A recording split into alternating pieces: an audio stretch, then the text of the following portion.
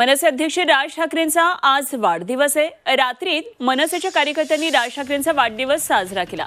शिवतीर्थवर कार्यकर्ते आणि नेत्यांच्या शुभेच्छा राज ठाकरे स्वीकारणार आहेत। त्या शिवतीर्थवर राज्यभरातून मनसैनिकांची शुभेच्छा देण्यासाठी आज गर्दी होण्याची शक्यता आहे। तेव्हा राज ठाकरेंच्या घराबाहेर जोरदार पोस्टरबाजी करण्यात आली आहे। पोलिसांची सुरक्षा व्यवस्था कडक ठेवण्यात आली आहे।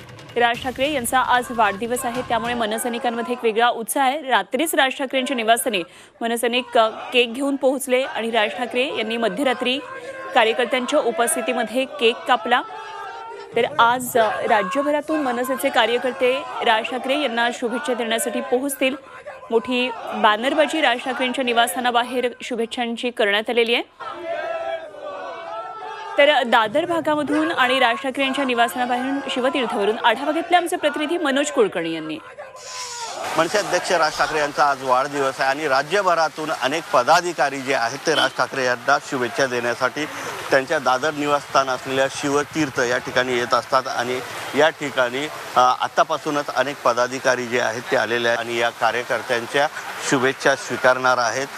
एकंदरीतच पावसाचे दिवस असल्यामुळे या ठिकाणी मंडपसुद्धा टाकण्यात आलेला आहे, जेणेकरून जे पदाधिकारी येतील त्यांना कुठल्याही प्रकारचा त्रास होऊ नये।